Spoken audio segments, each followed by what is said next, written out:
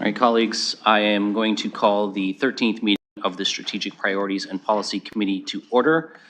And as always, I want to start by acknowledging that the City of London is situated on the traditional lands of the Anishinaabe, the Haudenosaunee, Lenape-Pewak, and Attawandaron peoples, and we honor and respect the history, languages, and cultures of the diverse Indigenous people who call this territory home.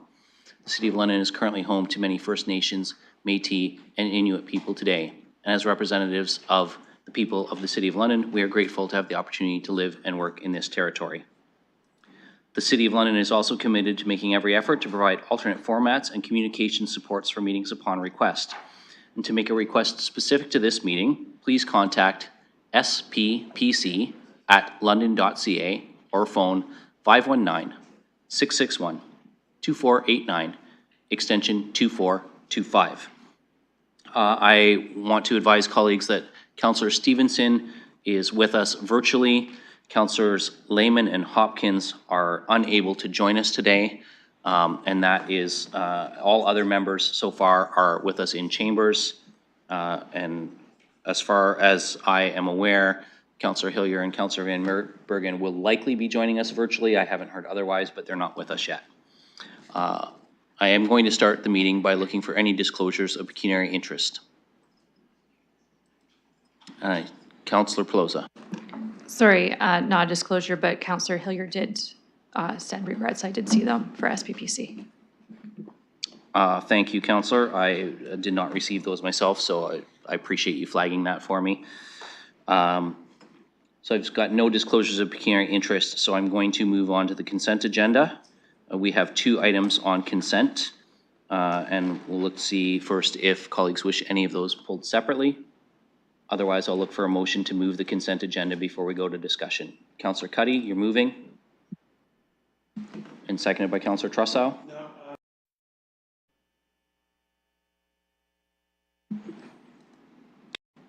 Okay, you want to vote separately on 2.2. Councillor, I'm going to just ask, do you want to make any amendments to it, or are you just wishing to vote separately?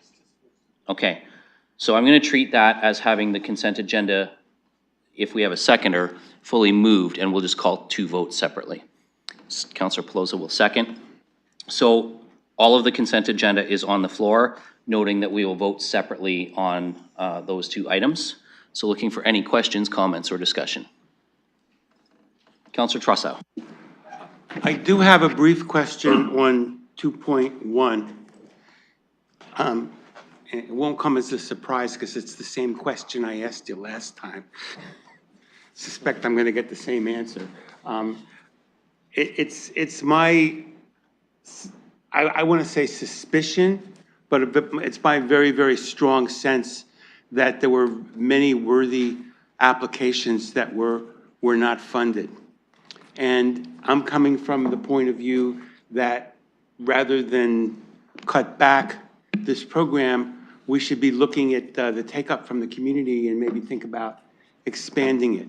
So I understand that you can't give me a lot of detailed information about the unsuccessful applicants, but is there something in general, without disclosing their identities, that you could say that speaks to whether or not this was a successful application process in terms of many more people than we could accommodate? I'll go to Ms. Smith. Thank you. Through the chair, I can start, and then if Ms. Pollock has anything to add about the specific, as she sits on the community review panel. So we received a total of 85 applications for this round of funding, with requests totaling about 4.6 million. That was up about 26% from last year. And as the report saw before today, we were able to fund, we have $496,000 in annual funding for this program, and we were able to fund 19 projects.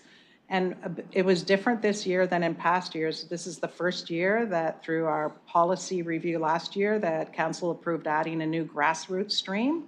So you will see a number of those projects. There was $100,000 dedicated to new and emerging groups to support grassroots. So the team worked a lot. Some of those were ready to be funded, some weren't. So hopefully next year, those organizations, as Ms. Pollock and her team supports on building capacity with new and emerging organizations, hopefully some of those organizations will have built that capacity and maybe will be successful next year.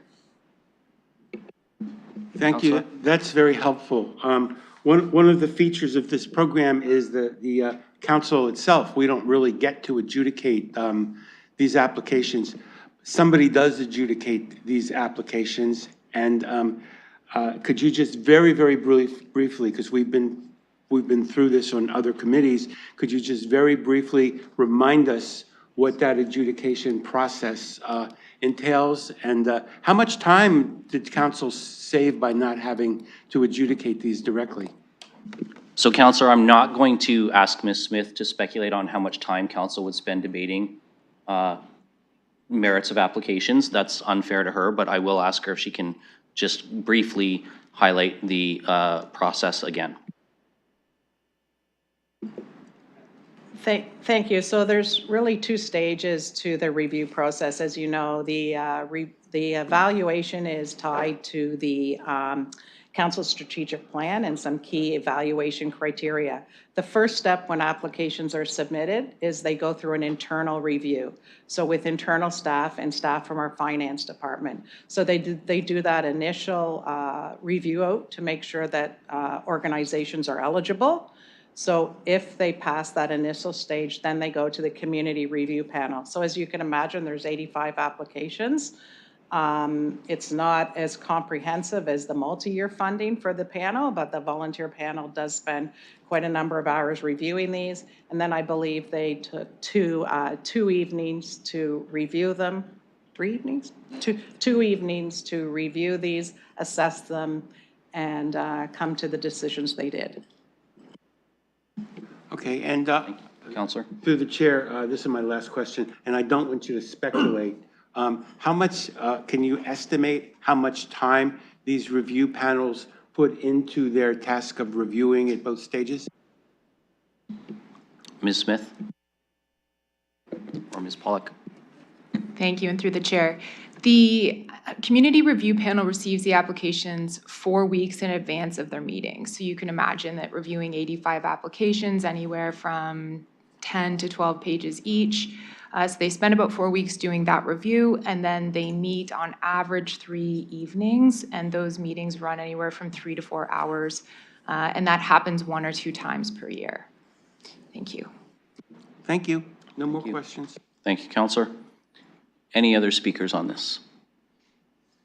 Or on 2.2 as well, because both items are on the floor. Councillor Pribble. Thank you, through the chair, to the staff. First question for 2.1, and I wanted to ask you, and thank you for explaining the stages, the evaluation criteria, the process, but there is one that states there on page 4 that total of 25% of funding will be allocated to a specific area, specific group orientation. Besides this one, is there another policy, another guideline that would restrict the panel to go outside, or is it just this 125 and the rest of the criteria is identical for all? Ms. Smith? Thank you, and through the chair, the number one criteria is it must align with council's strategic plan. I believe the last council then made a motion and passed as part of the policy that at a minimum 25% goes to support equity, diversity, and our ARAO. So, and if not, then the majority of funding goes to the other applications. So, for example, this year, 64% of the funding, when we go through the evaluation criteria the panel did, 64% of the funding went to projects that furthered anti-racism and anti-oppression. Other than that, there are no other ratios that are divided among council's strategic plan priorities, just that one. Councillor Pribble. Thank you very much for that answer. And now for point 2.2, I do have a question that, thank you for that report regarding the secondary school student transit pass pilot program. And I see the recommendation and that the staff would come back beginning of next year, spring of next year. But there are under 2.3 and actually under 2.0 discussion, there are 3 different considerations. And what would be the next step? Because those are the considerations, and especially in 2.3, which council, there are some couple of recommendations that for council to consider. When would it be kind of the timing on the right time to do this? Because then it says that you would come back in the spring. When should we consider, when should we go back to the staff? What would be the process? Thank you. Ms. Smith. Thank you, and through the chair, if there's any direction that is in addition to or different than the report before you, we would need that now, as we need to go and begin scoping out what this pilot is, looking at all the technology and getting everything ready. So if there is any change to the direction in the report before you, we would need that today. Councillor Prevost. Thank you. No more questions at this time. Looking for further speakers. Councillor Trussow. This is a general question that could be answered by anyone who has an answer. Can anything more be said about the objectives of the pilot program? Because I was trying to find something more, with more clarity in the report, and I was not finding that. In fact, well, I'll just leave the question at that.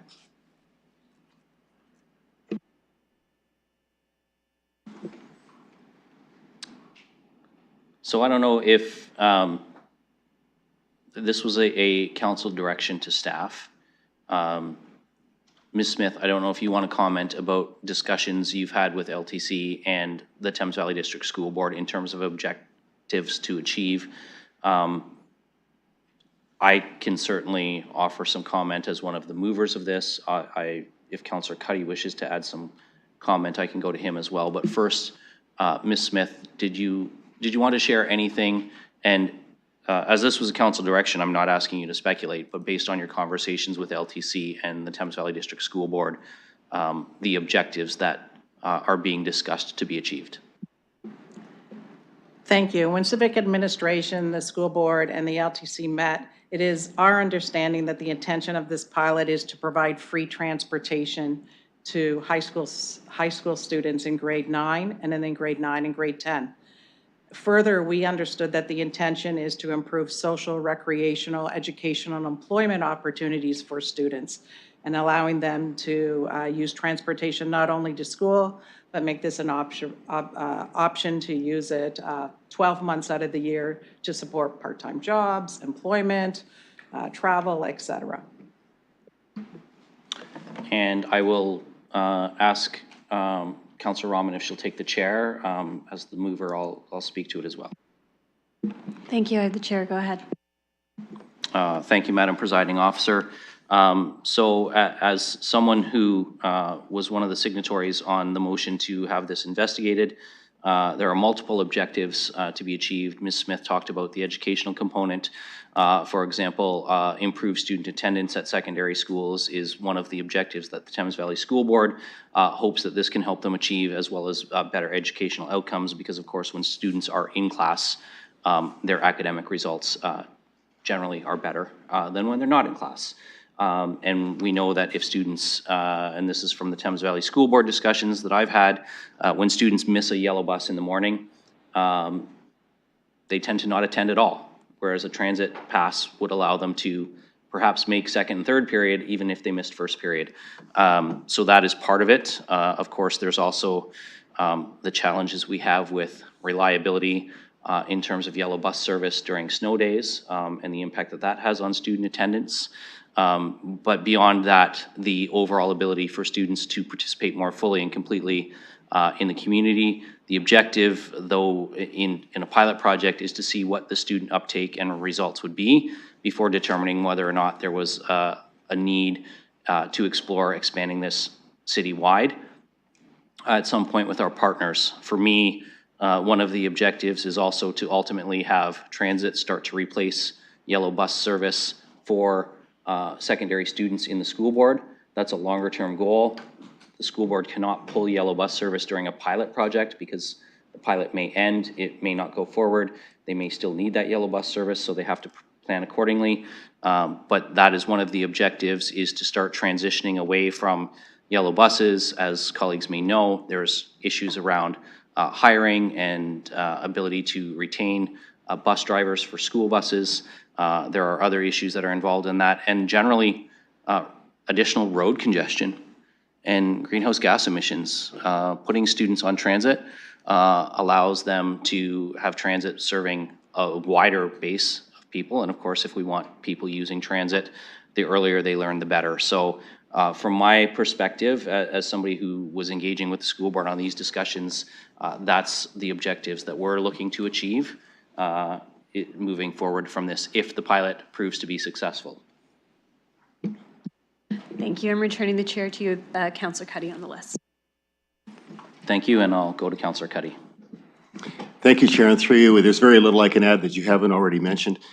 I will mention the reason it's a pilot project is there are 2 successful models currently running, one in Halifax and one in Kingston, and I don't know if they were pilot projects that came before that, but they are successfully operating.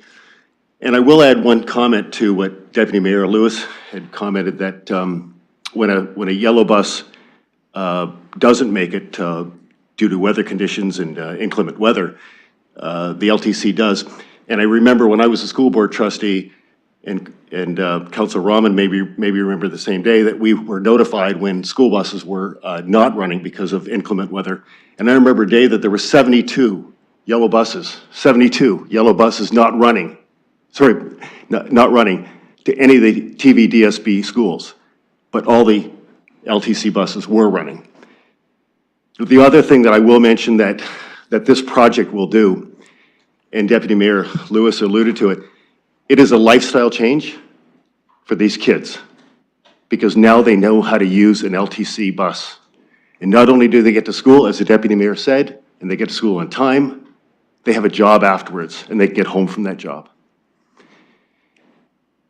So I'm disappointed that we're not going ahead with it this year, but I'm gratified to know that this council wants to move ahead with it in 2025. Thank you. Councillor Trossel. My next question through the chair deals with the source of funding. The report very clearly tells us that there are 3 main sources of funding: revenue from the rider, gas tax allocations, and the municipal tax base. Has there been any progress on identifying even potentially sources of funding for this pilot? So I can go to Ms. Smith on that as well. I will very briefly share, though, Councillor, that in their spring budget this year, the province did include a new transportation funding source for school boards. However, the details in how school boards can access that are not yet available, so the school boards don't have clear understanding yet of how some of that transportation fund can be accessed. But I will, so I wanted to share that because I know that that's a discussion I've had with the previous board chair, and I will go to Ms. Smith for any additional sources of funding comment that she can offer us. Thank you, and through the chair, it's my understanding, based on the conversation we had initially about this program, is that the pilot funding would be coming from the municipality and that it would be coming from the reserve fund. And I would ask Mr. Murray to confirm what reserve fund that would be. I believe that was the conversation at our last meeting. And Mr. Murray. Thank you, through the chair. Yes, so the intention would be that funding for the pilot would come from, in all likelihood, the Community Investment Reserve Fund. We would finalize that recommendation when we report back.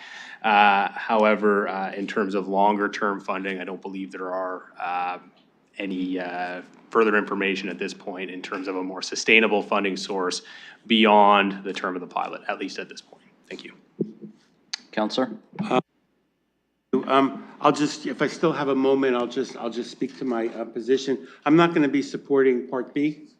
I think that there are still too many unanswered questions in terms of the source of funding, why this is not being applied across other potential stakeholders. And having read the report, I am not willing to proceed with this any further, so I will be voting no on Part B. Thank you. Any further speakers? Counselor Frank. Thank you. I just had one additional question on the community grants program. I noticed that under the capital programming, there's funding for $68,000 for new parking lot resurfacing. I'm just wondering, I believe that the program has been evaluated using climate emergency screening tool. I'm just wondering if moving forward, if parking lot upgrades will continue to be an eligible capital expense, given that they are supporting more car infrastructure within the city, and we're, trying to go in the opposite direction. So I'm just wondering if that has been used, the screening tool has been used to evaluate those kinds of capital costs. And Ms. Smith or Ms. Pollock? Thank you, through the chair. Now, the key part about the approval of funding these two were more, you're right, based on accessibility and allowing access to the building, particularly those that require specialized parking, and right now neither allow buses to attend, school buses, for example. And it is our understanding that when this program's paused, we will be doing an in-depth review of the council policy and the community grants program, and we'd be happy to add this to the list to review when we bring back some recommendations around future community grants regarding capital funding. Counselor Frank. Great, very pleased to hear that. I personally know I would support removing parking as an eligible option unless it is 100% absolutely required for accessibility use. And I would be very interested to know if we're able to provide funding for solar panels, air source heat pumps, that kind of capital costs. So I look forward to that report and seeing it reviewed using the screening tool. Thank you.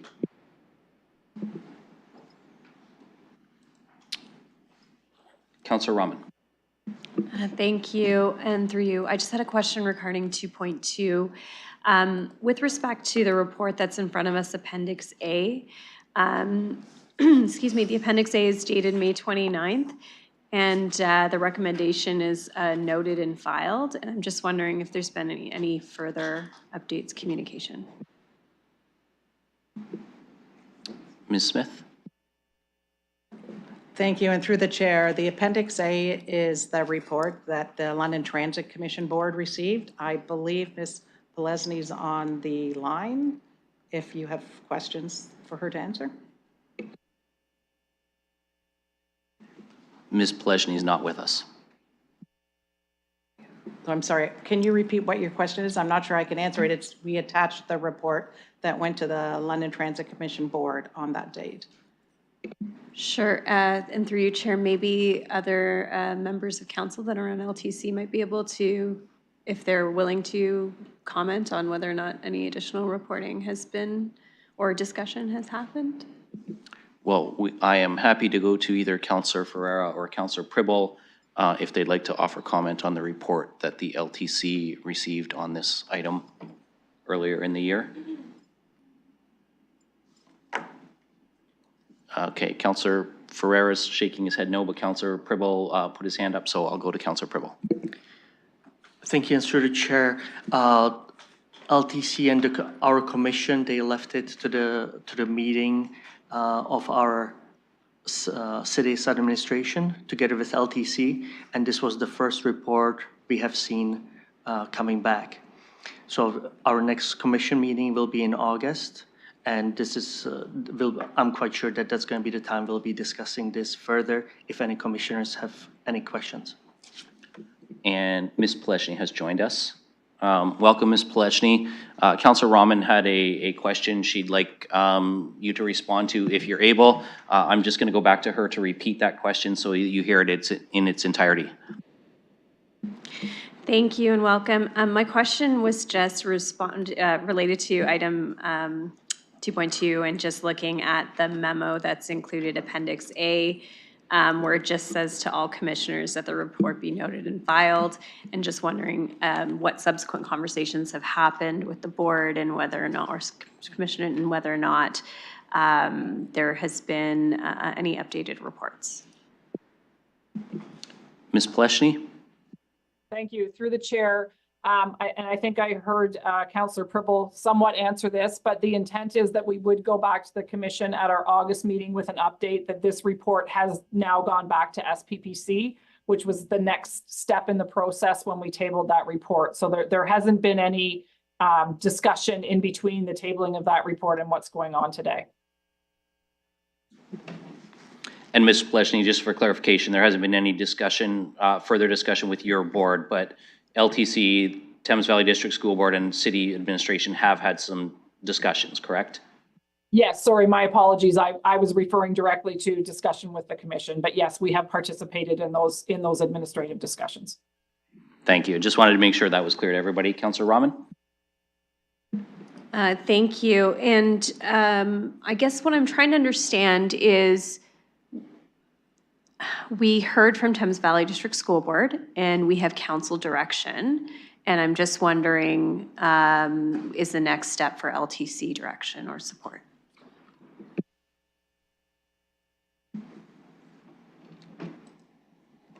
Ms. Smith?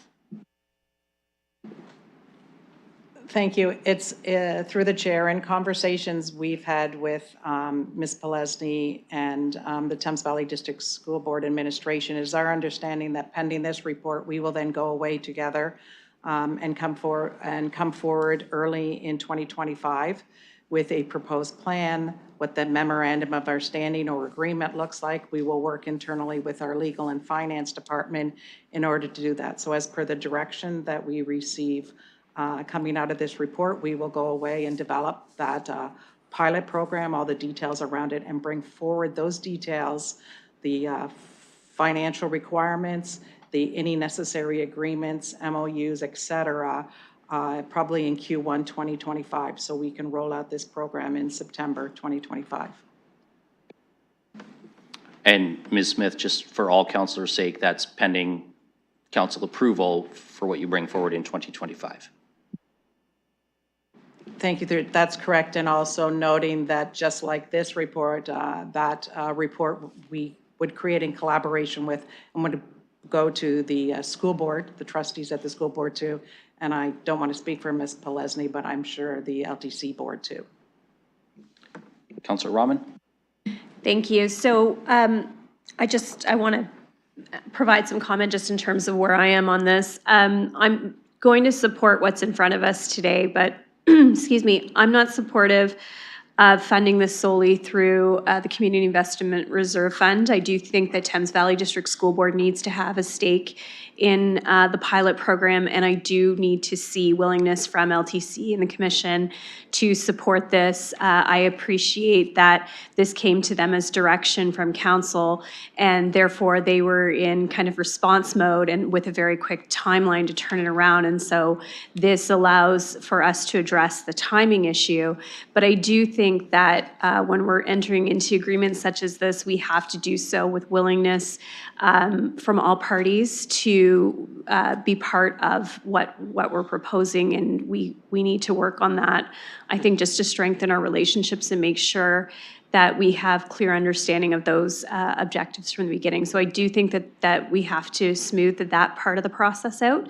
And I will also say that I appreciate that LTC is looking at this, knowing that this was not part of their strategic plan. This was not part of their objectives that they had set. So we're kind of coming in and providing further direction on where we'd like to see them make some changes. And they've provided to us some very fair commentary on why they think this is going to be a challenge. And so I think as willing partners, we have to be willing to hear what they're saying. They know their business. So hearing some of their concerns and being willing to listen to those concerns and find a way forward that addresses them so that the pilot has the most opportunity for success is really important to me. So that's what I'll be looking for as we get further reporting. Thanks.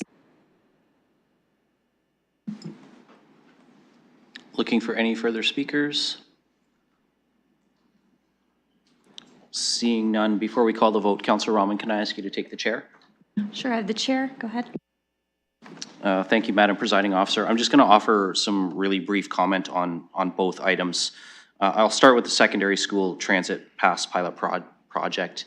Obviously, I'm a little disappointed that we can't operationalize it now, but I understand. I hear the challenges. I hear both LTC and Thames Valley School Board as well as our staff. So although I would have liked to have it in place in September, I am more than willing to wait and give everybody more time to operationalize this, to come back with some more scoped out and more defined parameters. So I appreciate the work that's gone into this.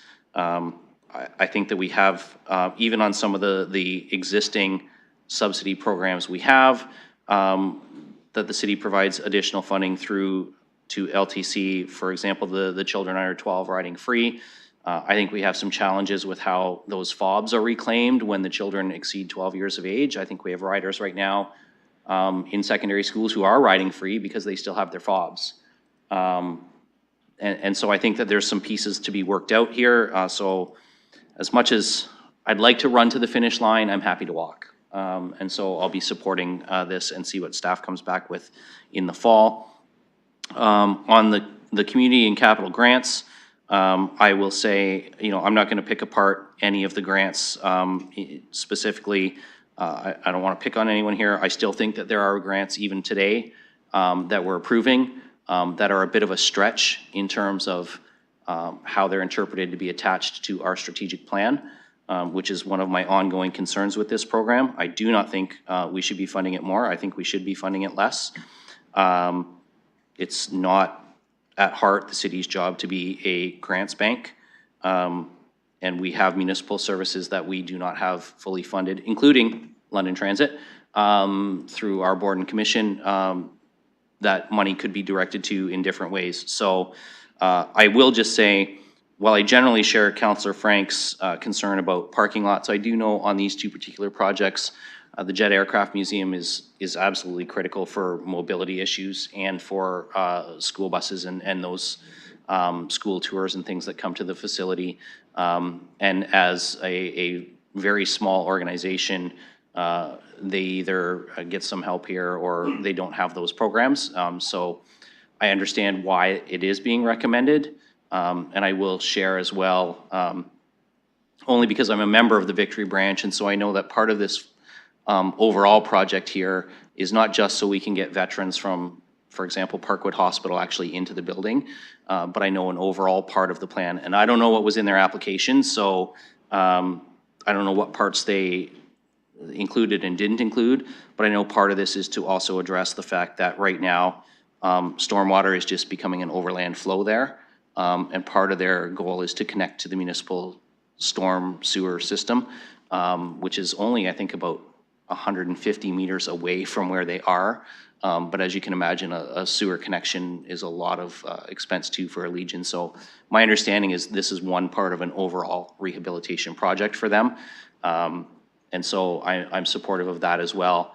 But I will say, and I will say this freely, even as a member of the LGBTQ plus community, I think a couple of the recommended programs here may not have full value for the money we're spending in the LGBTQ community, but I'm not going to identify particular ones. As I said, I'm not picking on anybody here.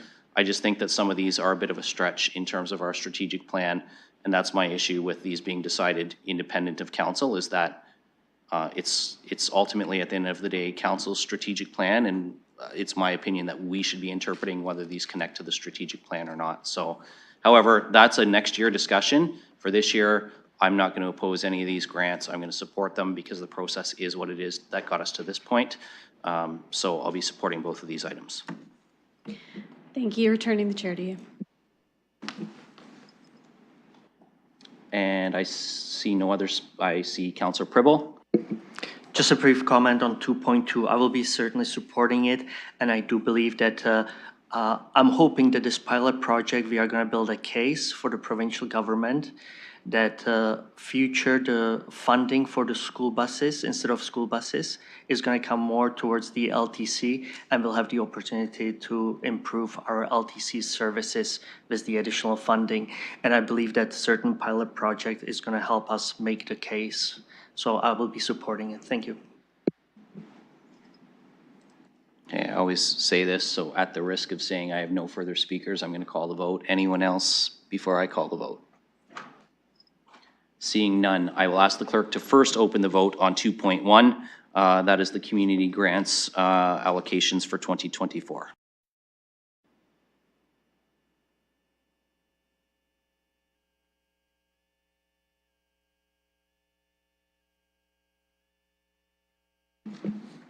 Closing the vote, motion carries 12-0. And now I will ask the clerk to open the vote on 2.2, Secondary School Transit Pass Pilot Program. Oh, Councillor Trussell? Yes. Yes.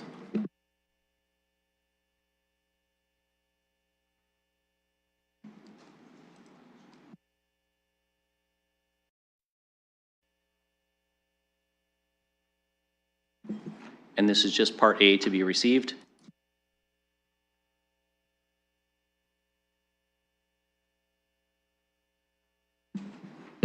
Closing the vote, the motion carries 12-0. And now Part B, we'll open the vote on.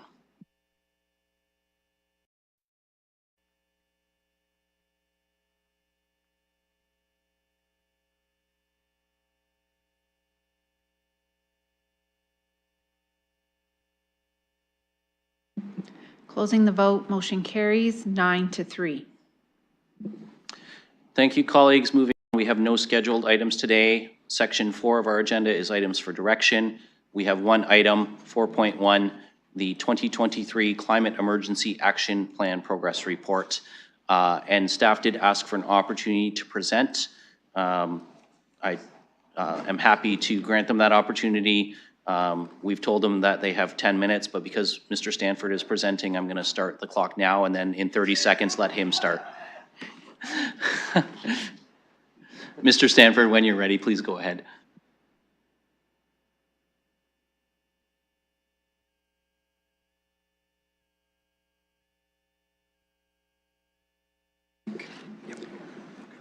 Well, thank you, Mr. Chair, and good afternoon, everyone. I'm very pleased today to be presenting the 2023 Progress Report, not only on behalf of Environment and Infrastructure, but on behalf of actually everyone here at the corporation. There are so many people involved. We have over 20 directors across all service areas engaged at one level or another on this important project and program. In our report, as you see, though, it goes much deeper than that. Our information includes major submissions from London Hydro and the Upper Thames River Conservation Authority. We also have a number of pieces from the community, from businesses, business associations, and institutions. So it really is a big report, and in fact, the number of pages before you highlights that. We cover off a lot of material in the progress report each year. As well, as you know, Council directed staff to also produce an update report, and we deliver that in usually January or February of the year. So two major reporting situations each year on a plan that was approved back in April 2022. The plan really deals with two main things: about reducing our use of energy, primarily fossil fuels, natural gas, transportation fuels, for example. Those, of course, influence how much greenhouse gas is generated here locally. And a key piece, and it's becoming even more key each year, preparing for severe weather.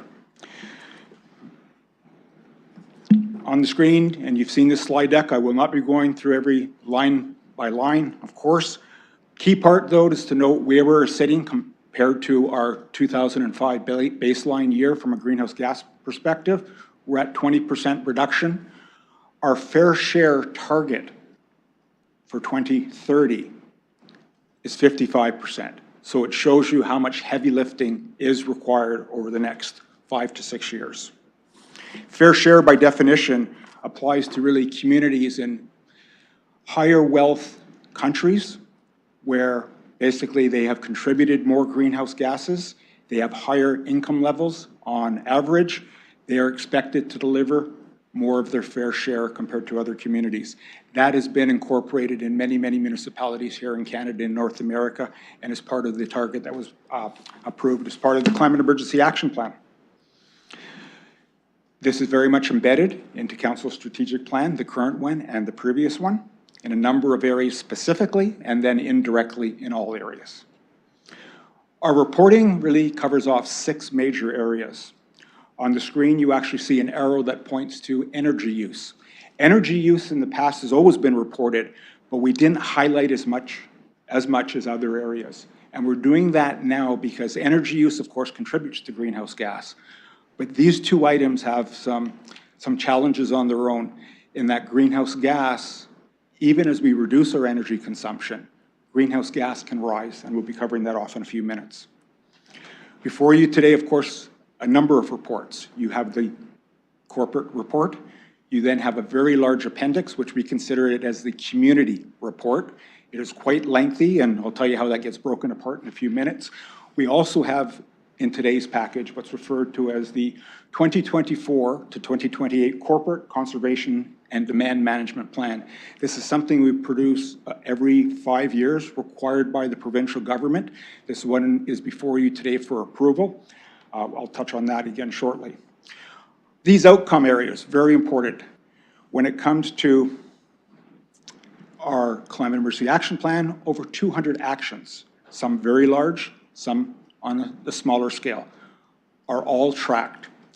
And before you today, we're reporting that about 87% of those from 2022 and 2023 have been initiated, 78% on track, and yes, we do have 19% that have been delayed. And we're just going through the analysis now on how long that delay might be. The delays are associated with changes here at Council in the way of policy, changes at other levels of government in the way of policy, funding limitations, and longer timelines sometimes are just now needed to have more effective collaboration with different sectors of the community. When we look at the community, I'll tell you overall, I'm just so grateful to be working with so many good people in this community.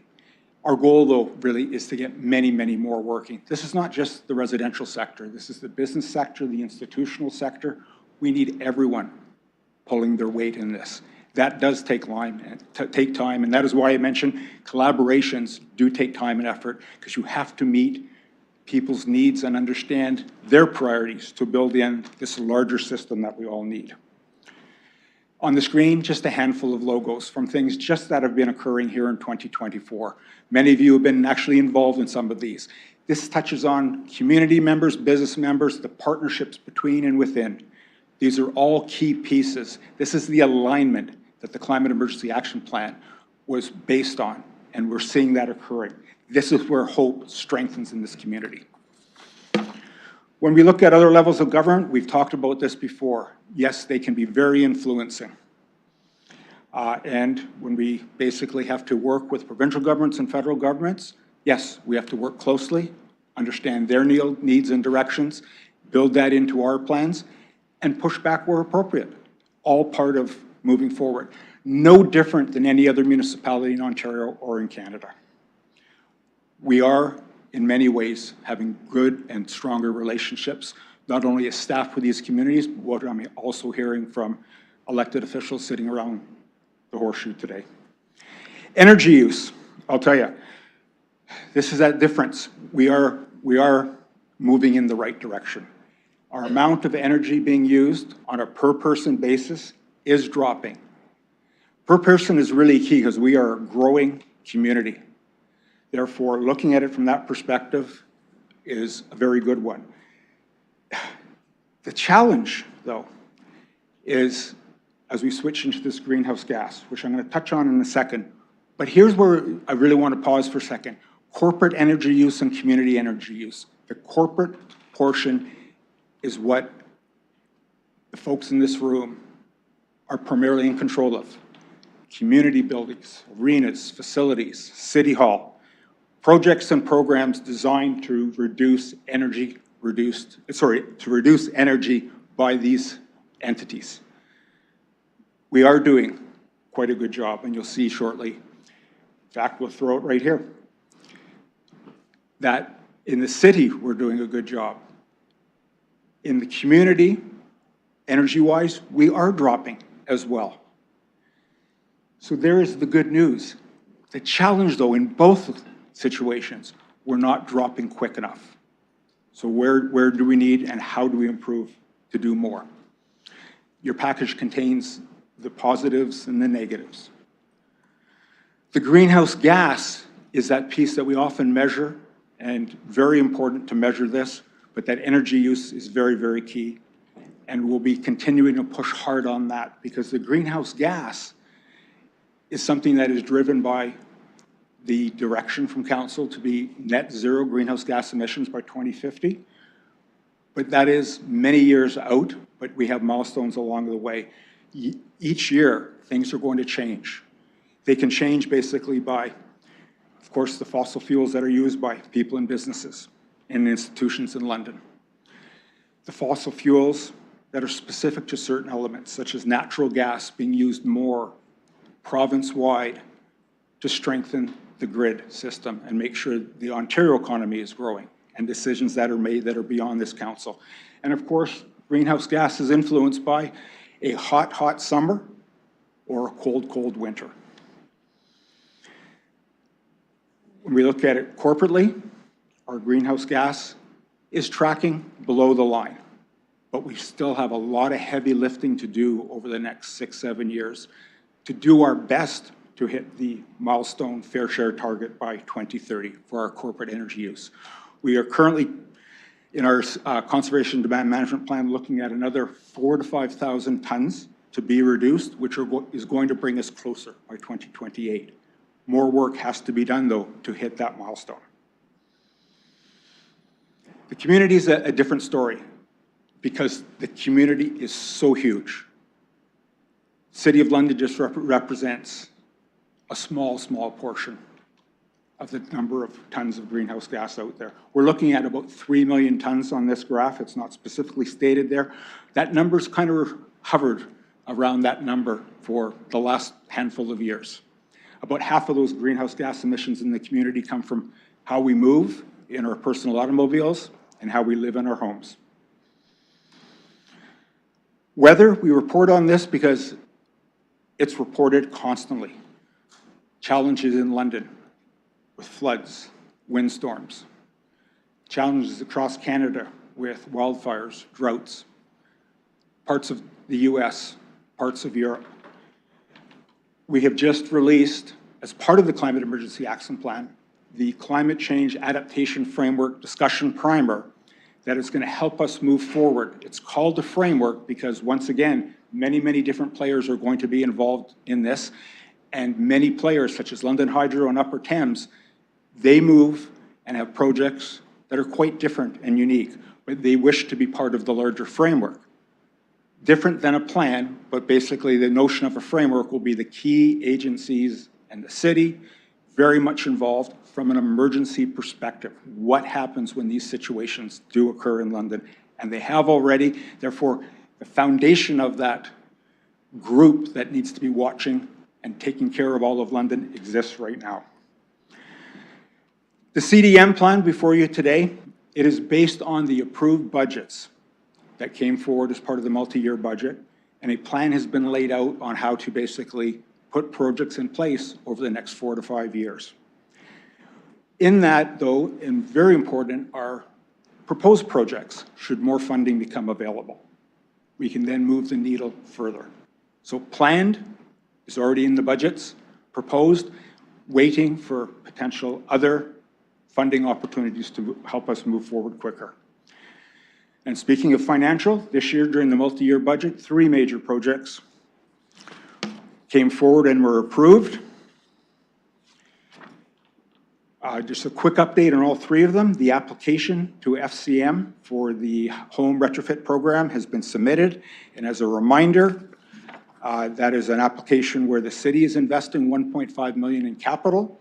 We are then asking for that to be matched in the form of a grant and then a loan in the way of $3 million as well to be part of this program, to put in place what's referred to as the local improvement charge program to help a number of Londoners move forward with energy retrofits, but most importantly, continue to raise the awareness of the need of home energy efficiency across London. Not only is it good for your pocketbook, it's great for the local economy, and it is those things that action can be taken by Londoners. Many are doing it now. Government grants for different types of energy features come and go, we know that. And we're not sure if more are going to come back in, but Enbridge has just announced a few in just a handful of weeks recently. These are all key pieces and all key levers that people have access to. The report is large, we know that, but it contains so much information that our job next is to unpack it after this has gone from SPPC through council. And our goal is to exactly do that, as we've done in the past, but in fact, over the last year, we've heard and learned from people, we've learned from our advisory committees on how to do certain things, what their suggestions are, so those things are all going to be put to the test. We're working on more videos. In fact, the Mobility Master Plan is leading the way on initiatives to reach the public, not only from community connectors' perspectives, but also from the use of videos, long and short. So all these pieces are going to be part of unpacking and bringing the climate emergency plan and the details in front of you today to the community. And parallel to that, of course, will be work on the climate change adaptation framework. I'll tell you, I'm just going to, last slide here, and Mr. Chair, I'm probably crossed the mark or maybe just under. I think you're being generous to me today. What are we focusing on? Well, I've mentioned where the 50% greenhouse gases come from, how we move, and how we live. So how we move, Mobility Master Plan, we are working on it. Community-wide, we're raising it, debating it, we're getting more and more out there. Who doesn't move around the city? That's why so many people can get engaged. How we live in our homes, that of course varies. Some already live in environments that produce very little greenhouse gas and use very little energy. Then there are those that are on the opposite end. Adaptation, I've highlighted. I think everyone's aware of that. Very, very key for us to be continuing to invest and raise awareness. People need to take care of their properties. They need to look at swales between homes. They need to look at where trees are planted and maintained. Maintenance of a tree will keep it up there that much longer, but also if it ever did fall, you will likely know well in advance because you have the knowledge of the health of your tree.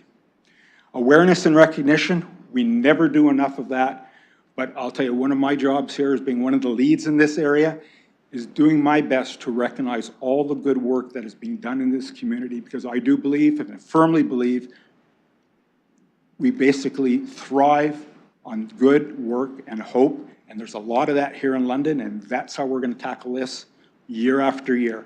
And some years will be a little bit bleaker than others, and then we're going to have some great, great years. I'm looking forward to those. Thank you, Mr. Chair. Thank you, Mr. Stanford, and happy to give you some leeway. In fact, I might have forgotten to start the timer for a little while after you started talking, so that you would have ample time to walk us through what is a very dense report for sure. Before we go to Mr. Stanford for any questions and comments, I'd like to get a motion on the floor to help frame our debate. I know Councillor Frank had circulated a motion with an amendment attached to it, so I'm going to go to Councillor Frank rather than get the staff recommendation on the floor and then start moving through a bunch of amendments. If you'd like to move an as amended main motion. Yes, that'd be great. I'd love to move the as amended main motion. I believe I have a seconder in the mayor, and I'll probably speak to it a little bit later. And the mayor has already indicated he will second it, so that is moved and seconded and on the floor, looking for any speakers for questions to Mr. Stanford, comments, and or on the motion itself. Councillor Frank. Thank you. Yes, I have a little bit of all three of those things. So if I could, through you to staff, I did have some questions, some comments, and a bit of an explanation for the additional amendment. I really appreciate the presentation. Thank you, Mr. Stanford, for that and all the work that your team does. As you said, I think there's lots of really positive nuggets that are in the report, and I know the community is doing a lot of good work. Just to start off with some questions, though, I was hoping you could tell me a little bit more about how the climate emergency screening tool works in every department and how it's applied with all of our major decisions. I know it's mentioned in the report, but I'd really love to hear maybe a brief overview of how it's enterprise-wide. Do we want to go to Mr. Stanford or Ms. Scher for that? Mr. Stanford. Thank you, Mr. Chair, and through you. A very important question. So the climate emergency screening tool is a portion of the climate lens framework. The emergency screening tool is a very detailed process that goes through mitigation and adaptation. It has been used on a number of major projects. Has it been used on them all? No. In 2022 and 2023, we've done our best to move that forward into different areas of the corporation with the existing resources assigned. It is an important tool, but it is one of many important tools the city has been working on. We do wish to do more, and we will continue to do more. But I'll be honest, it's not used as much as we'd like, but at the same time, there's a it's available to all, but commitment is required, and that is challenging when there are other priorities in front of other service areas that are also juggled. So we are going to continue with the leadership from the environmental leadership team and the senior leadership team to continue to push this forward in 2024 and beyond. Councillor Frank? Thank you.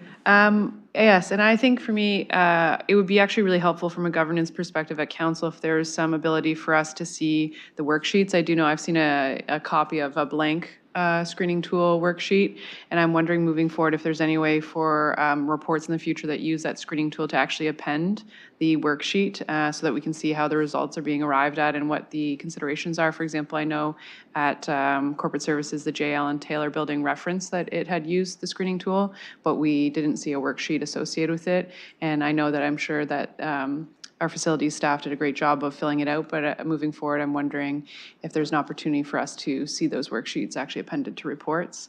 I'm not sure if that requires a motion at this point, or maybe some general guidance to see if staff would be able to speak with other SLT members and start that process.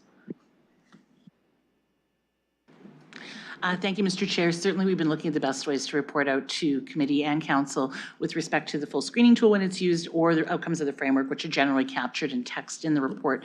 If there's a desire to see those appended, we are happy to do so. There's some subjectivity and some objectivity in all of them, and they may become some point of scrutiny for people in terms of how they're filled in, but we do our best with them, and we're happy to share what we believe our best advice is. Councillor Frank?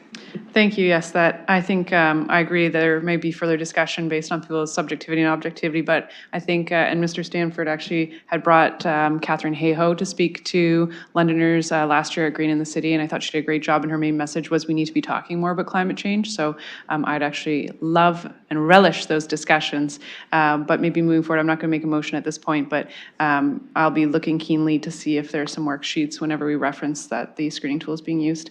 I also was interested in, I know that Mr. Stanford mentioned the 200 actions that are being tracked.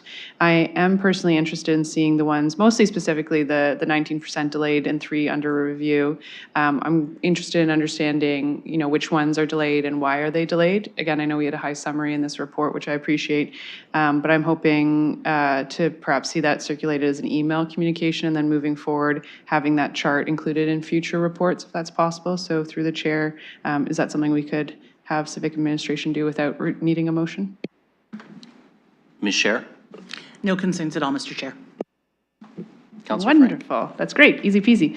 Another question. Curious as to how we are continuing to make sure that this is an enterprise-wise approach. I do feel like we personally as council are under-resourcing and under supporting this plan, but understanding that, I'm curious as to how as an enterprise we are able to execute this through all the departments, because that doesn't necessarily cost more money as we have existing staff. And a follow-up to that is I'm just curious if there are specific champions in every department and how it's being regularly discussed. Ms. Daterspear? Thank you, Presiding Chair, whatever you were, Chair of the SPPC, my apologies. Thank you so much for the question to councillors and all councillors. This is clearly a passion for us in this organization. You heard the presentation of our colleague speak about, and he started that comments with, this is a part of everything that we do. And while we aren't meeting necessarily, I suspect, everything that everyone would like to see, it is part of our thinking, it is a part of our passion, and it is part of the work that we do. I'll ask Ms. Scher and Mr. Stanford to speak a little bit more to your question, but I do want members of committee to understand that this is embedded in our organization. It's part of what we do. It's part of what we think about. It's part of the discussions we have at our senior leadership team. It's part of the discussions that we have at our enterprise leadership team, which, is based on or developed amongst the directors and managers, the senior managers in our corporation as well. We have work to do, but we have work to do in our community, and we do use our communications team to support the work that's being done, not just by Mr. Stanford team, but across the corporation. We're looking for our community organizations and stakeholders and others to participate in those discussions as well. And I appreciate the advice you've given us, and we'll continue to work as best as we can to meet those desires and hopes. And Ms. Scher? Thank you, Mr. Deputy Mayor, and I just have a couple of brief additions, and Mr. Stanford may wish to add to that. We do have champions in every service area and every department. This is deeply connected in all of the work that we do. We bring that group together collectively when we need them, and we work often in small groups or individually with particular champions in those areas in order to advance their specific needs to embed the Climate Emergency Action Plan within their own area. There are work plans assigned to various teams in each service area, and we provide supports to those teams in order to deliver those work plans based on the resources they have and their priorities that are also assigned under the strat plan and by council. Mr. Stanford may have something to add to that. Sorry. And Mr. Stanford? Thank you, Mr. Chair. The only thing to add on top of that is that when we look corporate or enterprise-wide, we also recognize that some areas are much more involved than others. And therefore, having everyone in the room to have a dialogue is good, but at the same time, it is, in our opinion, it has become much more important to focus on a handful of areas. When it came to the Conservation Demand Management Plan, that was developed using about 2 or 3, 4 different directors and then staff at many different levels. Because it is as we get down in the levels, we actually get a better appreciation of how energy is actually consumed. So we've decided that over favor of a single group, it is really to embed more. We actually are drilling into the right areas of the corporation. The Climate Lens framework, which is the broader tool, is going to be implemented much in the same way that ARAO is going to be implemented, where there are pieces for everyone. And that actually includes modules on training, which we already have in place right now. So the focus changes by the nature of the area. It is not one size fits all. We found that that didn't work. Some people became less interested and others were underserved. So it's an evolution, but we will continue to do our best with the resources we have. Councillor Frank. Thank you, appreciate that. And I just have one final question and then a couple comments, but I am wondering, in staff's perspective, what do they see as the main barrier of being able to undertake the full Climate Emergency Action Plan and execute it to its fullest extent? Ms. Scher, would you like me to start with you or with Mr. Stanford? Mr. Stanford had his hand on the button quickly, so I'll let him start, and I may add a few comments at the end. We'll have to get some Jeopardy ringers for staff so that you can buzz in to be the first to answer. Mr. Stanford. Thank you, Mr. Chair. Very tough question, because I don't think you can really narrow it down to a single barrier. I'm going to provide 2. And I'm not even sure if they're barriers or challenges, or that maybe they're one and the same. With respect to our corporate emissions, it is really about investments, no doubt about it. Who funds the investments is the key question. Does it come locally? Does it come provincially? Does it come federally or some other source? This is the key part to moving forward. We can move as quickly as capital dollars and operating dollars are available. I don't think that has really changed, and I do think that is well understood. Being ready, as we are in our Conservation Demand Management Plan, to address a funding program that comes available, we are ready. We like other people's money. That is kind of an internal motto. We will jump on it quickly. We will work with Mr. Carl and his team. We will grab as much money as we can, working within the right financing context. The community, it's interesting. That's where the majority of our emissions are. There is no single barrier. It is basically the willingness of people, businesses, employees, and visitors to, 1, begin to adjust, and more importantly, change their behavior. So the barrier that has to be broken there is increased awareness, increased recognition of those that have cracked the barrier and actually got to the other side and are smiling and saying, my house is now better protected against a flood. My energy efficient furnace that is put in actually has lowered my cost, but yes, I was able to afford it. There is a barrier. Not everyone can afford some changes. So when it comes to the community, there's a number of things, but I do believe a more aware community and a community that is recognized for what they're doing really helps to move not only residents, but also businesses. That's a long-winded answer to 2 barriers, but thank you. Councillor Frank. Much appreciated. I really do appreciate all those answers, and I'm just going to offer a couple comments. As we can see in the report, it looks like there's a lot of good work going on, as I've already said. And I was actually able on Monday to attend a project unveiling in Councillor Cuddy's ward of a retrofit of Community Living London, a house there. They have solar, new windows, insulation, fruit trees, and all of that was done in the community with some federal funding and local community foundation funding. So that's just one example of many things happening. So I do think we have some really inspirational things going on. However, given the report and the ultimate outcome overall, I do think that, of course, we need to be reevaluating and looking at how we can try and make sure that we're achieving our targets. I'm very personally committed to trying and achieving our 2030 and the following, but I do think essentially we're going to have to drop our emissions by 35% from where we are right now to 2030. In 5.5 years, which is more than we have dropped from 2005 till 2024. So we have some heavy lifting, and as I think I heard Mr. Stanford say, pulling up our socks. I think I heard that on the radio, not today, but I was listening to the radio for an interview for this, which I really like that term. I personally, as a council member, think we are vastly under-resourcing the Climate Emergency Action Plan, underfunding it and understaffing it. I do see this as a significant contribution as to why we're not achieving our targets. Since the climate emergency was declared 5 years ago and the plan enacted, we've actually only hired one full-time employee, in my understanding, to work on the climate plan. I know that there are other supporting staff, which I appreciate, but... Counselor, I just want to let you know you got about 25 seconds. Ooh, okay, gotta go fast. Okay. The main thing I would say that I want to mention is we need to be looking at where our energy is coming from as well. With the province adding more gas to the grid, it's becoming harder and harder for us to achieve our targets, which is why I added this motion, and I will save the rest of my comments for council. Thanks. Thank you, Counselor Frank. Mayor Morgan. Well, it's probably not bad that Councillor Frank ran out of time, because right where you were leaving off is where I'm going to pick it up, and that's on the additional motion piece. And I think I'll start with some comments, and then I'm going to work a question into this for Mr. Stanford through the chair.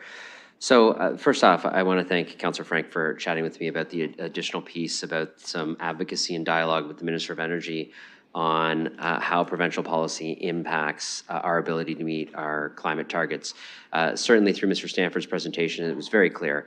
There are things we have absolute control over, right? The retrofitting of our buildings and the changes that we can make. But when it comes to the energy use piece, both for us and the public, we can electrify our fleet, but if the changing dynamics of how that electricity is produced in the province of Ontario shifts, that can change our emission targets, in some cases dramatically.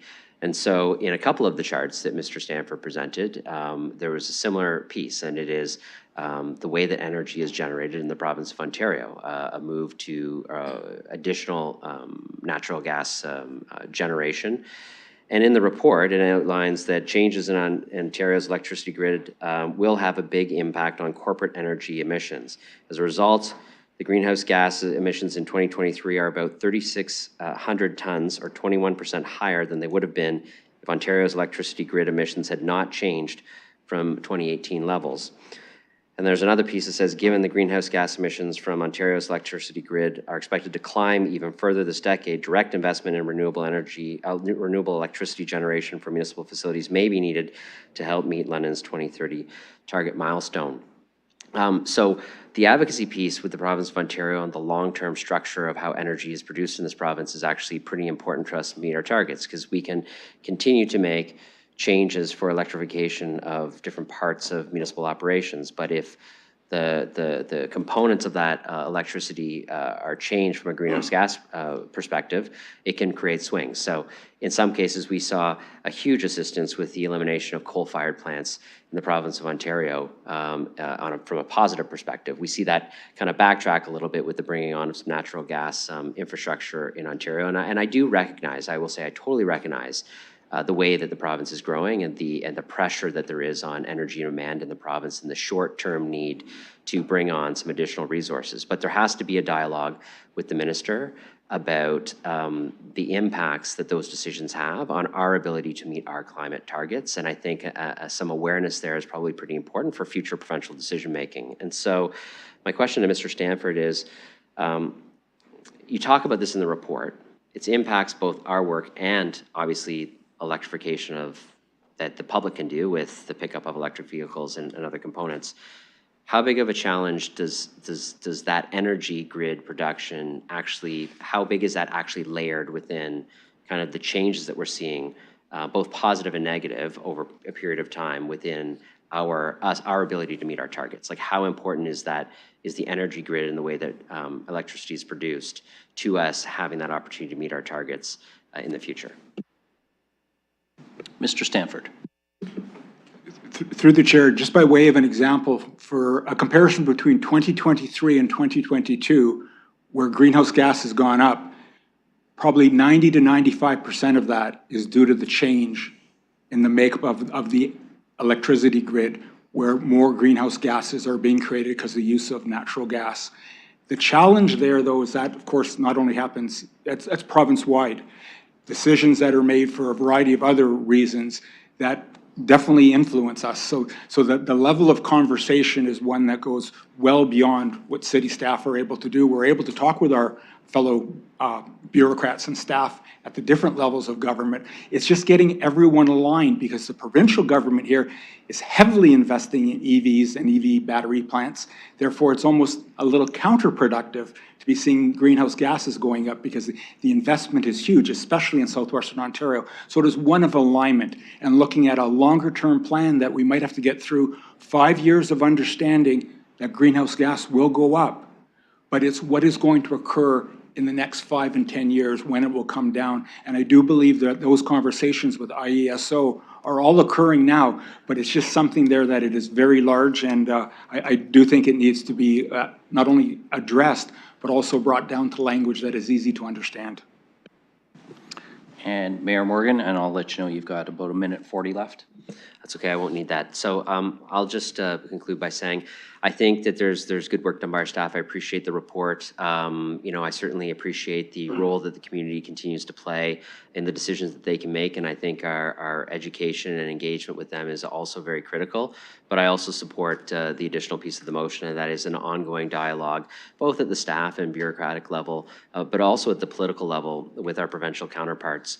About how our investments that we make here in electrification can be magnified by provincial policy. It can also go the other way by provincial policy, and so this is an incredibly important discussion. And my approach to this will be one of awareness and education, to actually demonstrate through some assistance with our staff through that discussion, should council support this resolution, to show exactly how our targets and our work is impacted by some of that provincial decision making. So, and I think through collaboration in the future, we'll be able to continue to work together to achieve the targets that we need to achieve at the pace that is realistic and reasonable for the situation at hand. So, thank you. Councillor Trussow. Thank you. Through the chair, my questions would be for Mr. Mathers, Ms. McNeely, who aren't here. Who would be speaking for that department? Okay. So I guess what I want to try to understand, and I'll ask through the chair, what is the tension? What is the potential barrier? What is the tension between our stated goals of increasing our building of additional housing units, which is something that we see manifest at PEC every week? What is the tension between that and what we're talking about here today? How is the climate lens? How is the screening tool? How is the evaluation tool built in to the ongoing planning process? Mr. Fehlberg.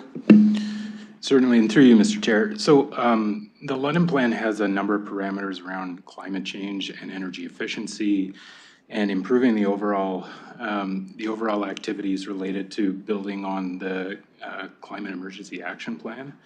So I guess where I would go with this is that we're looking at things like rapid transit. We're trying to build more efficiency and remove cars from the roads. We're looking at potentially the operational models that we're working with the different developments. We're also even considering how how the construction of different materials and how those are brought to site. So there's a number of those different actions that are being built in. Additionally, it's working within the business plans of the developers and how they might bring forward some of the different activities and some of the different work that they're working on. I don't know if Mr. Stanford or Ms. Scher has anything else to add on some of the tracking or some of the work that they've been doing. Well, I will look to see if they wish to add anything. Thank you, Mr. Chair.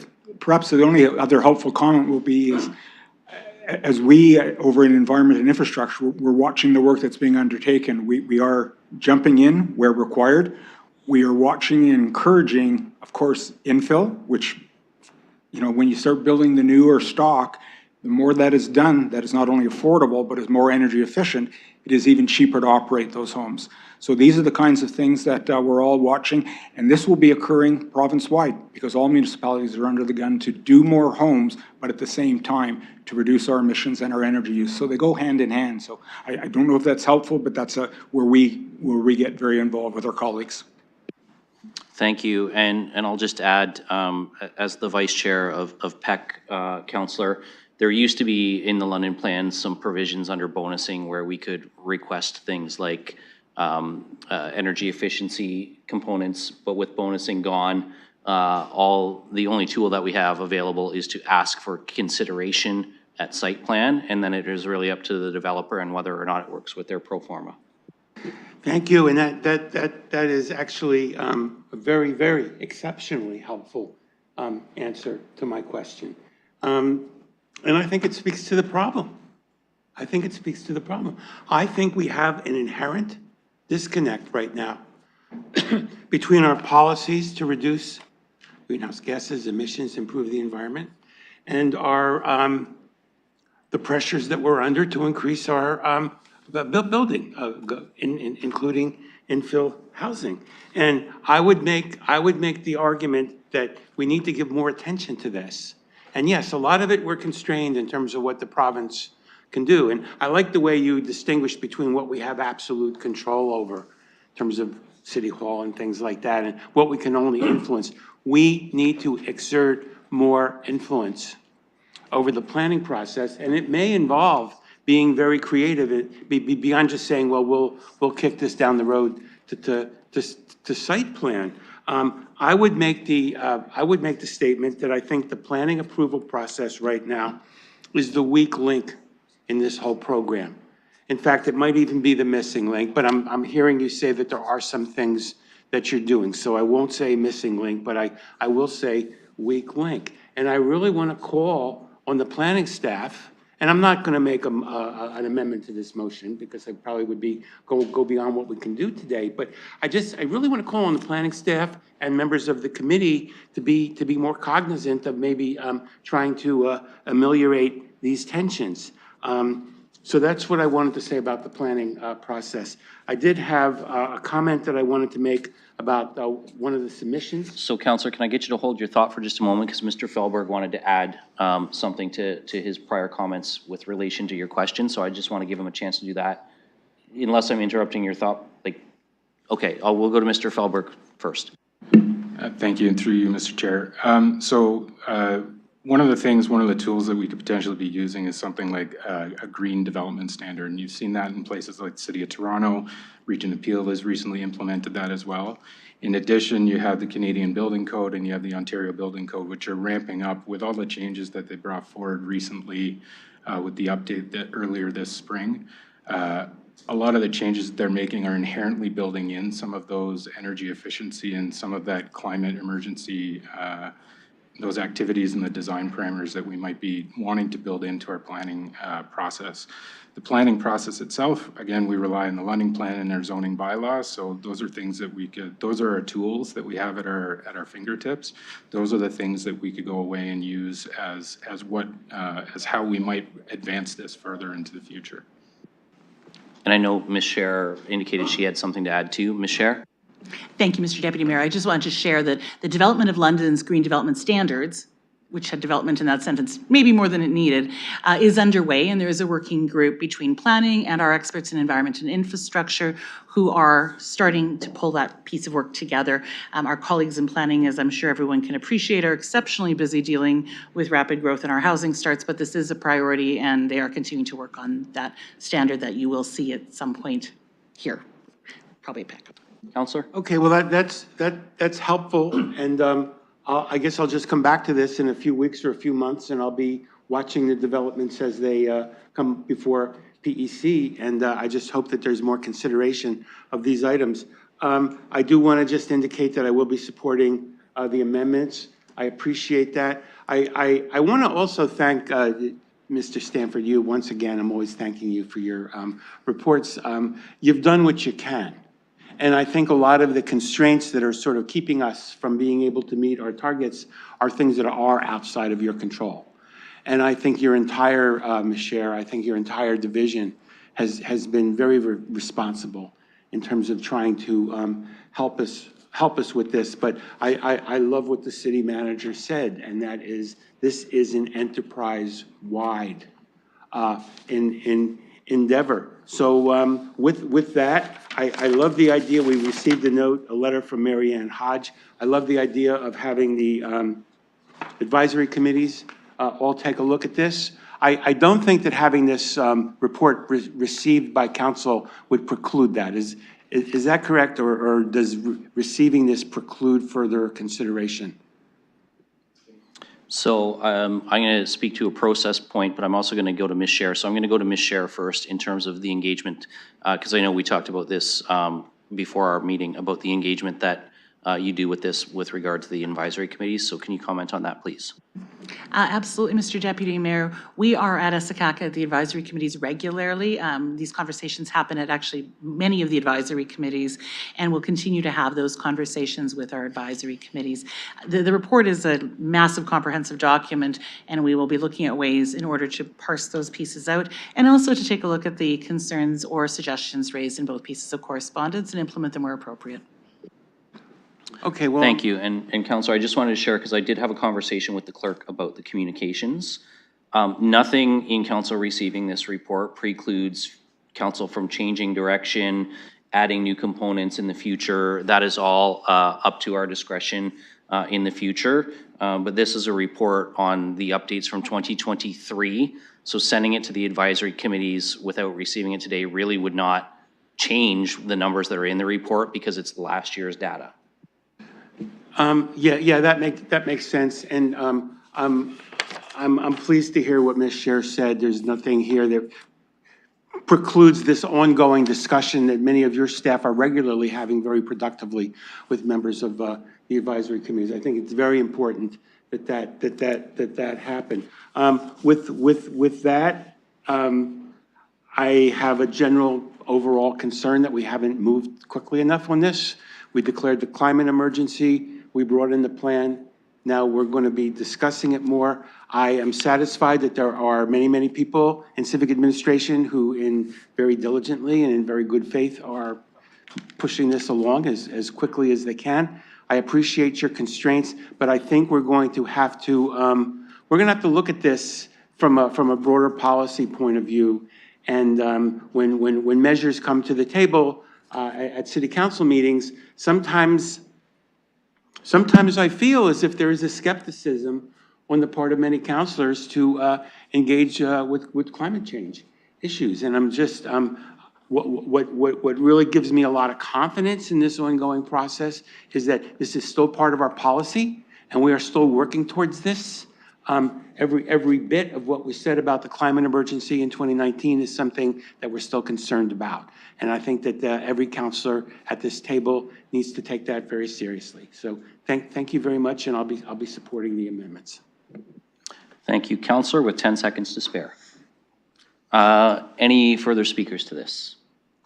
Councilor Pribble. Thank you, Sir the Chair. I have two questions for the staff. The first one is actually for Mr. Stanford regarding the presentation. The statistics that you showed per capita, what is the number of residents for London that you worked with? Mr. Stanford? Through the chair, we'd be working with the 2023 population, somewhere in the order of 425, 435,000 people, in that range. Thank you for that answer. And the second one, I just, and I do like it, and I think it's really good compare us to the world when we go per capita. I think it gives us a really good indication where we stand when we compare ourselves and do the benchmarking. But when it comes to the industrial and corporate world, when we have certain targets, and as was already said, we are growing, population is growing, and businesses are growing, industrial lands are being sold, manufacturing is going to increase. How are we going to compare, let's say, our targets in terms of the industrial, because that one, it's really hard to measure by capita, by the factory. How are we going to see it and compare if we are really meeting those targets? Or let's say if the targets, let's say, would be to decrease by 5%. With our growth, would it be actually not 5%? Would it be 8, 9%? Mr. Stanford? Through the chair, this is where it does become more difficult because our ability to control or dictate what industry does, it tends to be done at another level of government. With respect to the major greenhouse gas emitters in Ontario, or in London rather, they must report right now. And so we contain that information that is reported publicly by the large emitters in London. That's in our report.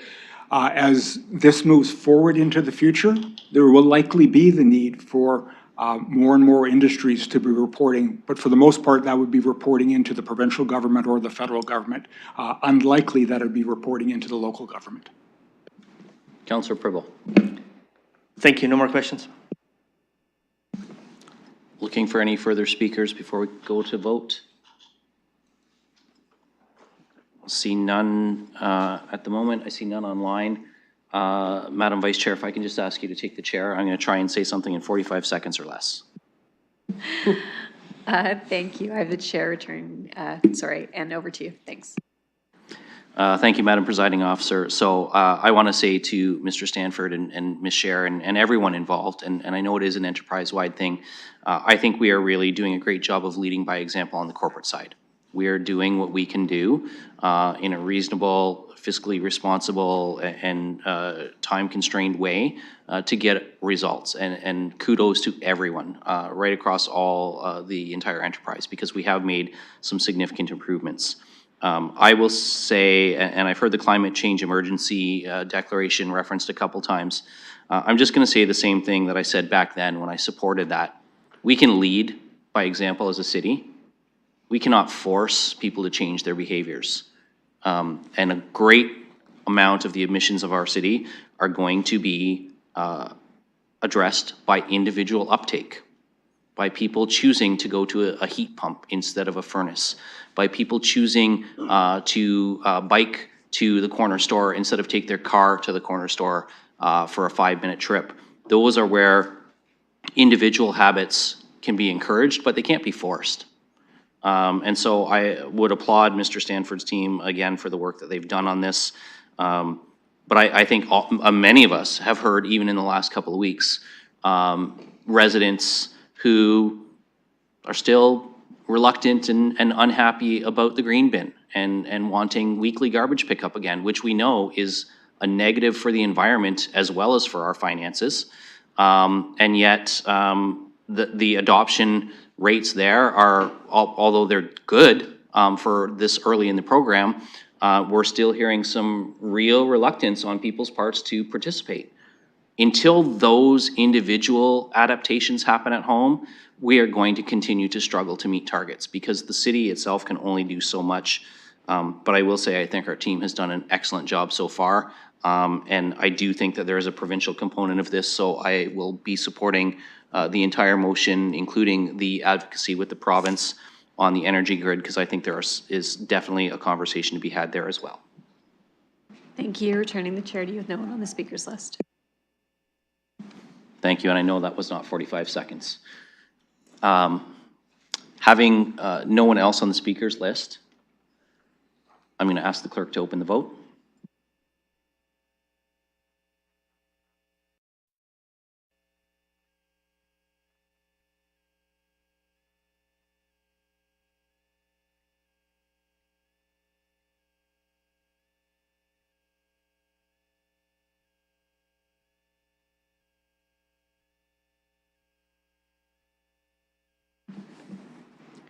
Counselor Van Meerbergen?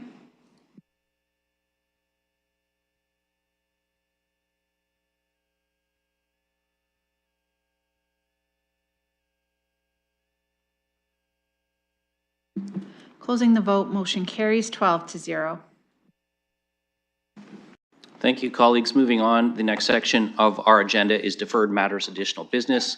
We have one additional business item added by Councillor Pelosa with respect to the request for London Police Services delegation. Councillor Pelosa, I will turn to you. Thank you, Mr. Chair, and to colleagues for hearing this one today, as it wasn't added, as this will allow time for this to come through committee, then through council, and then allow the police chief and any of his colleagues he needs to bring with them to appear for us at the next SPPC meeting, and trying to keep the conversation out of the budget process that will also come forward in later October. So this motion is to seek your support to allow the police chief to come before us as a delegation and any staff he deems appropriate to answer questions that you might have about the police. They released their annual report in June. Updates on staffing, equipment, response times, and crime rates within the city. So he does have this on hold in his calendar. He is available. I have checked with that. Unlike Land Ambulance and some other organizations, he does not have a standing time to come before us and present. I will bring another motion later to set something up for that, but I'm moving this one now and looking for your support of it. It also contains that instead of just having the normal 5 minutes, it will give him an additional 5 minutes, so he will come with the 10-minute presentation. Thank you. Thank you, Councillor Pelosa. Looking for a seconder. Seconded by Councillor Rahman. Any discussion? Councillor Trussell. Thank you. Through the chair, I'm going to ask some questions now because I would rather ask them now than when he's here and when we're eating up his time, and I don't want to get into a procedural dispute while the chief is here. I would like to ask questions about the budget, and I understand you just said that we're not going to go back and revisit the budget. I think that's what I heard you say, and I appreciate that, and I'm not going to question that. However, maybe I should just stop and let you respond to that so far. So actually, I'm going to, as the chair, say what we have here is a request for the chief to appear. So we need to keep our comments to that. Okay, so the specific question I would like to ask the chief, and I think it's just fair for me to put it on the table right now, is what would be the implications if we deferred some of the items that were approved in the budget in terms of their timing? And I understand that I cannot get into a particular business plan and say, well, this and not that. But my specific question is, what is the status update on progress with the training center? And would it be possible to consider deferring the expenditures even a year or two down the line? And I think it's a fair question. So, Councillor, respectfully, I don't think we can ask Councillor Pelosa to answer that. She did indicate she's willing to comment, so I will do that, but we are straying away from having the police chief appear as a delegation before us. I think that question would be more appropriately sent through the chief's office so that he's aware that you have it and an answer can be provided that way. But I will go to Councillor Pelosa as the budget chair for a response. Thank you, Mr. Chair. He is aware that we had some questions about the budget and how it's been spent and utilized and operationalized so far. He is prepared to answer those. I also give him a heads up that some might have questions on reserve funds and other things. He did say that he is happy to come prepared to answer our questions if we know we have them in advance. If we please send them along, he'll make sure he has the appropriate staff with him, whether it's his finance team or deputy chief, to be providing those answers to council. Thank you. That's very helpful, and it answers my question. Thank you. Mayor Morgan. Yes, I'll stick to this, but I'm going to make one comment. I would just probably suggest that the councillor engage with that question before the meeting, because the training center is actually a joint police and fire potentially regional training facility. And so the impacts wouldn't necessarily just be for police, but there would be fire-related impacts as well, because it's a joint facility which involves both emergency services coming together in one operational center. So it's probably a question for both. So probably good that you didn't wait for just the chief here, because we need to have some fire personnel to be able to answer that question as well. So maybe engage with Ms. Smith between now and the chief's meeting to try to get a more complete answer for the councillor. And from my perspective, I think this is a really good motion. I'm happy to support it. And for those who may not have seen, Ms. Smith is nodding that yes, fire would be involved, and she would be happy to engage with you, as well as potentially have the fire chief engage with you on questions around that. Seeing no other speakers, I'm going to ask the clerk to open the vote.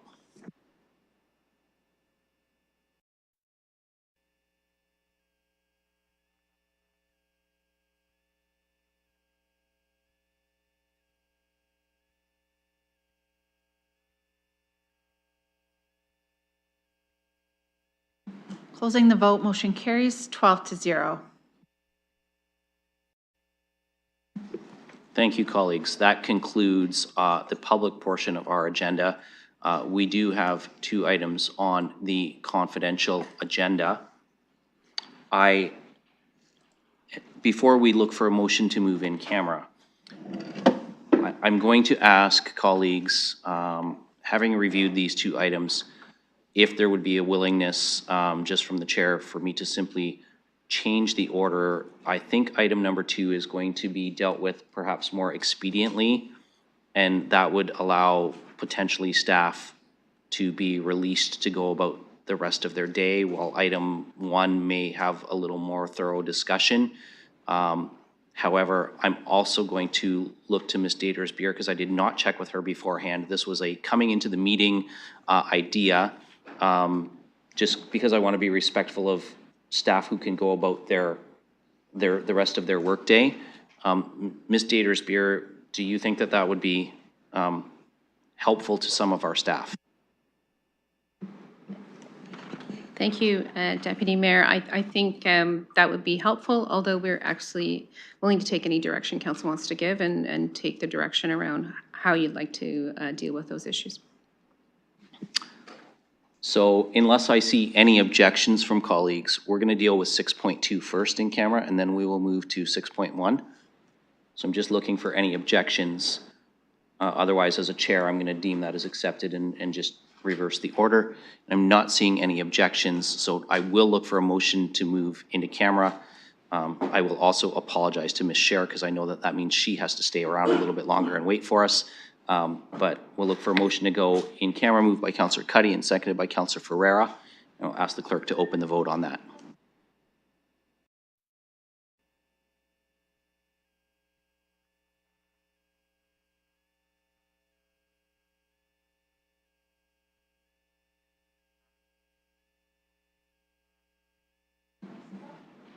Closing the vote, motion carries 12-0.